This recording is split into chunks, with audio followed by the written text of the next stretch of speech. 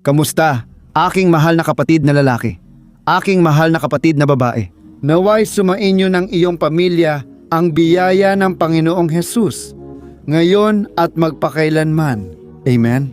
Ako si Pastor Antonio Jr. at lubos akong nagpapasalamat sa Diyos sa panibagong araw sa kanyang presensya. Gusto kong magpasalamat sa iyo na patuloy na sumusubaybay sa akin sa mga panalangin tuwing umaga at gabi. Tunay na pagpapala ito mga kapatid. Ikaw na bago pa lang dito, maligayang pagdating. Sana mag-subscribe ka sa channel ko para araw-araw kitang matulungan sa iyong paglalakbay kasama ang Diyos. I-click mo lang ang button na mag-subscribe. Sa tabi nito, may lalabas na kampanilya. Mahalagang i-click mo ang kampanilya at piliin ang opsyong lahat. Para hindi mo ma-miss ang kahit anong video na ipopost ko, tama? Ipinapaalam ko na hindi ito tungkol sa relihiyon, kundi sa turo ni Jesus at salita ng Panginoon.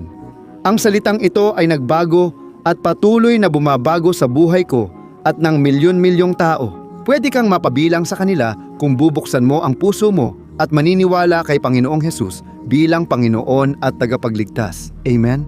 Ngayon, mga kapatid, gusto kong basahin kasama ninyo ang isang bahagi kung saan nagsalita si Jesus ng isang napakahalagang bagay. Ito ay sa Marcos, Kabanata 11, talata 22 hanggang 24. Bigyang pansin ninyo ang sinabi ni Jesus. Ganito ang nakasulat. Sumagot si Jesus, magkaroon kayo ng pananampalataya sa Diyos.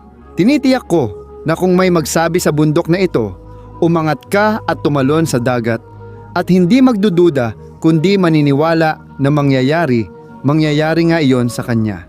Kaya tandaan ninyo, anumang ipanalangin ninyo, maniwala kayong natanggap na ninyo ito at mangyayari ito sa inyo. Tingnan nyo mga kapatid, napaka-interesante nito.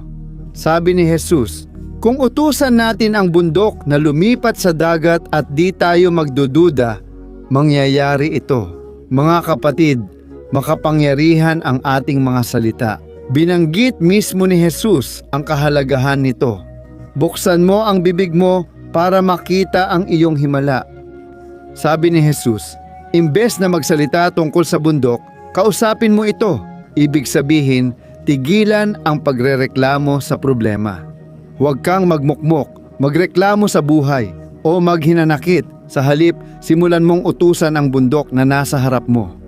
Ngayon, tatanungin kita, ano ang masasabi mo sa mga problema mo bilang ina o ama?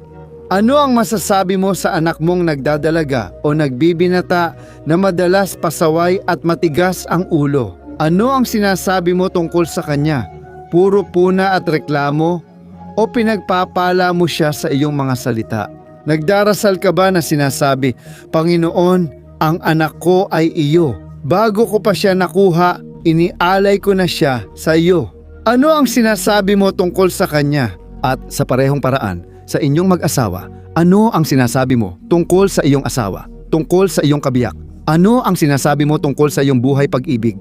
Gamitin mo ang iyong bibig para tiyakin ang tagumpay at magsalita ng pagpapala. Amen? Madalas mga kapatid, tayo ay nagrereklamo at nagsusumpa sa mga bahagi ng ating buhay. Tapos, di natin alam bakit nagkakaproblema ang mga bagay. Mga kapatid, natatakot ako kapag nakikitang nagmumura at nag-aaway ang mga Kristiyano. Lalo na sa bahay, mabigat ang pakiramdam. Nag-aaway sila sa salita. Mga kapatid, nasaan si Jesus dito? Sigurado akong hindi pa talaga muling isinilang o nagbago ang mga taong ito dahil hindi ito posible. Pumunta ako nitong mga nakaraang araw para magdasal sa bahay ng isang tao at mga kapatid, nagulat talaga ako sa nakita ko, puro mura. Alam mo yon? Yung asawa, binabagsak at binibitawan ng masasakit na salita yung babae sa harap ng iba, pati sa harap ko. Kaya hindi ko talaga maintindihan. Ang pagbabago ng Diyos sa atin ay dapat magsimula sa loob. Sabi ni Jesus, ang sinasabi ng bibig ay galing sa puso. Ibig sabihin, madaling malaman ang nasa puso ng tao sa sinasabi niya. Simulan mong obserbahan ang mga salita ng tao. Maaaring malinlang kanya o mapaniwala kanya sandali, pero agad din siyang mahahayag sa pamamagitan ng kanyang mga salita. Mag-ingat ka sa mga salita, pati sarili mong sinasabi, dahil nagpapakita ito ng laman ng puso mo. Mga kapatid, ang salita ay parang binhi. Kung magtanim ka ng binhi ng bulaklak, mabilis itong sisibol. Huwag mong isipin na walang saysay o hindi nag-work ang buhay mo kasama ang Diyos. Kung lagi mo yang iniisip at pinag-uusapan, hindi talaga aayos ang lahat. Ngayon, pinaka-interesante para sa akin ang mga eskolar, siyentipiko at kilalang tao. Ngayon lang nila natuklasan ang mga bagay na sinabi na ni Jesus 2,000 taon na ang nakalipas. May kapangyarihan ang mga salita kaya dapat positibo ang ating sinasabi. Kaya marami kahit sa simbahan ang pumupuna sa ganitong kilos. Sabi nila, ang positibong pagpapahayag ay hindi mula sa Diyos at hindi ayon sa Biblia. Hindi ako naniniwala roon. Si Jesus mismo ang nagsabi, kailangan mong ipahayag ang salita. Kailangan mong ipahayag ang mga mabubuting bagay para mangyari ito. Sa Marcos Kabanata 11, 2 mahalagang bagay ang binanggit ni Jesus para maganap ang himala. Ang una dito ay nagsimula siya sa pagsasabing, magkaroon ka ng pananampalataya sa Diyos. Ibig sabihin, hindi ka dapat magkaroon ng pananampalataya sa universo. May nagtuturo na, bitawan mo ang salita sa universo. Babalik ito sa iyo. Mali ito mga kapatid. Sabi ni Jesus, magkaroon ng pananampalataya sa Diyos. Napapansin mo kung gaano katuso ang dyablo mga kapatid. Nagdadala siya ng turo mula sa Diyos na biblical pero binabago niya ito ng kaunti. At doon, nagsisimulang maniwala ang mga tao sa binago, sa kasinungalingan, sa panlilinlang at iniisip nila na ang universo ang magbabalik sa kanila. Sabi ni Jesus, ang Diyos ang kikilos. Magkaroon kayo ng pananampalataya sa Diyos. At pangalawa, sinabi niya, huwag kang magduda sa puso mo.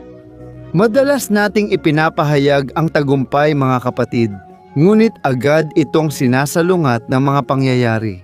Dumarating ang mga ito laban sa atin at nagsisimula tayong magduda. Kaya, kasing halaga ng pagsisimula mo ng maayos sa iyong pananampalataya ay ang manatili ka sa pananampalataya. Naalala mo ba si Pedro? Nasa ibabaw ng tubig si Jesus at hiniling ni Pedro, Jesus, hayaan mo akong lumakad sa tubig. Sinabi ni Kristo, halika Pedro. Dahil dito, lumakad si Pedro sa tubig sa paraang himala. Pero dumating ang mga salungat na hangin dahil ang kaaway ay nagagalit kapag napansin niyang naintindihan mo na ang sikreto, kapag napansin niyang natuklasan mo na ang tamang susi. Nagsisimula kang lumakad sa salita ng Diyos, pero dito pumapasok ang dyablo. Nagtatapon ng kasinungalingan at problema para magduda ka. Marami sa atin, marahil ikaw na nakikinig ngayon, ang nakakaranas nito. Pakiramdam mo'y nalulunod at hindi umaandar ang buhay. Laging parang nilulunok ng tubig. Tumawag ka kay Jesus at sabihing, Panginoon, iligtas mo ako. Tulad ng ginawa ni Jesus kay Pedro, inabot niya ang kamay niya at itinayo si Pedro sa tubig hanggang sa makapasok sila sa bangka. Ganon din ang gagawin ni Jesus para sa iyo na nalunod at lumubog sa problema at di na makaalis. Ngayon ay magdadasal tayo. Gusto kong ipagdasal ka, ang iyong pamilya at ang iyong trabaho. Amen? Alam ko na maraming tao dito ang dumadaan sa kagipitang pinansyal. Ngayon, tatanungin kita, ano ang masasabi mo sa iyong buhay, pinansyal at pera? Mga kapatid, madalas dumadaan tayo sa hirap at nagsisimulang magreklamo. Mahirap talaga, wala nang pag-asa, puro paghihirap ang buhay. Mga kapatid, ang ating salita ay parang binhi. Amen? Hindi ko sinasabing takasan mo ang realidad o mag-imbento ng kasinungalingan. Alam mo ang realidad mo, pero sinasabi mo kung ano ang nais mong matanggap sa buhay. Amen? Simula ngayon, sabihin mo, ako ay masagana, ako ay pinagpala. Ipahayag ang sinasabi ng Biblia. Ano nga ba ang sinasabi nito? Sinasabi nito na kayang tugunan ng Diyos ang lahat ng ating pangangailangan kay Kristo Jesus. At doon, sasabihin mo, ako ay masagana. Tutugunan ng Panginoon lahat ng aking pangangailangan. Hindi mo hahayaang may makayanig sa iyo at patuloy kang maniniwala rito. Siyempre, ginagawa mo ang bahagi mo. Nagtatrabaho, nagbibigay ng makakaya, at nagiging mapagbigay dahil ito ang mga prinsipyo na umaakit ng kasaganaan at biyaya sa buhay mo. Amen? Ganon din, ikaw na nahihirapan, madalas walang lakas bumangon sa kama. Baka nakikinig ka ngayon at pagod ka na. At may isang talata sa Biblia na nagsasabi ng ganito, na ang mahihina ay magsabi, ako ay malakas. Amen? Na ang mahihina ay magsabi, ako ay malakas. Ikaw na mahina, alam mo ba ang gagawin? Sabihin mo, malakas ako kay Kristo Jesus. Lahat ay kaya ko dahil siya ang nagpapalakas sa akin. Mga kapatid, hindi ko na mabilang kung ilang beses sa oras ng kahirapan at kahinaan nagsimula akong ipahayag ang salita. Naalala ko na minsan, sobrang bagsak ako. Parang nasa ilalim ako ng balon dahil katatapos lang ng relasyon ko. Hindi ko alam kung saan ako kukuha ng pera. Alam mo yon? Dumaan ako sa matinding pagsubok. Tapos may lumapit at nagsabi, "Oh, nasa na si Juninho na mahilig magdasal at magvigilya? Nasa na yung nagyayaya magbasa ng Biblia?" Mga kapatid, totoo, wala akong gana noon. Sobrang sama ng pakiramdam ko. Parang nasa ilalim ng balon ng emosyon. Ang dami kong tanong kung bakit pumalpak lahat. Pero sa sandaling iyon, hindi ko alam kung paano. Kumuha ako ng lakas ng loob noon at sinabi ko sa taong iyon, "Isulat mo yan. Darating ang panahon na itatayo ako ng Diyos. Darating ang oras na makakaalis ako sa sitwasyong ito. At pansamantala lang ito. Ang disyertong dinaranas ko ngayon ay hindi ang tunay kong realidad. Mas higit pa ang mararanasan ko mula sa Diyos." Mga kapatid, narito ako ngayon para sa kaluwalhatian ng Panginoon. Nakalabas na ako sa disyertong iyon. Nagkatotoo ang mga salitang iyon dahil sa pagsubok sinabi ko, malakas ako kay Kristo Jesus. Makakabangon at makakaalis ako sa disyertong ito. Amen? Kaya mahalaga mga kapatid na marunong tayong gumamit ng salita dahil may kapangyarihan itong magdala ng buhay o kamatayan. Sabi sa Biblia, kakain ka ng bunga ng iyong mga salita. Kaya mahalagang maunawaan ang espiritual na susi na ito. Amen? Babasahin ko lang ang isa pang talata dito. Gusto ko nang ipagdasal ka sa ganitong paraan para baguhin ng Diyos ang iyong kwento, ang iyong puso, at mula sa pagbabagong ito, mula sa loob, ang iyong mga salita ay magsasalita ng kung ano ang laman ng iyong puso. Amen? Basahin ko ang talata sa Hebreo 13:15. Sa pamamagitan ni Jesus, patuloy tayong maghandog sa Diyos ng pagpupuri, bunga ng mga labi na nagpapahayag ng kanyang pangalan. Amen? Mga kapatid, dito sa Hebreo, tinatalakay ang mga handog noon sa lumang tipan kung saan naghahandog ng hayop para sa kasalanan. Ang taong ito ay sumusunod sa batas ni Moises mula sa lumang tipan.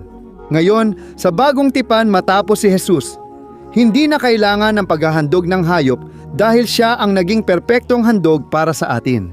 Sabi ng Biblia, ngayon ang ating handog ng papuri. Alam mo ba kung ano iyon? Ito ay ang ipahayag mo ang salita ng Diyos. Ito ay ang pagpuri mo sa Panginoon. Ito ang handog ng papuri.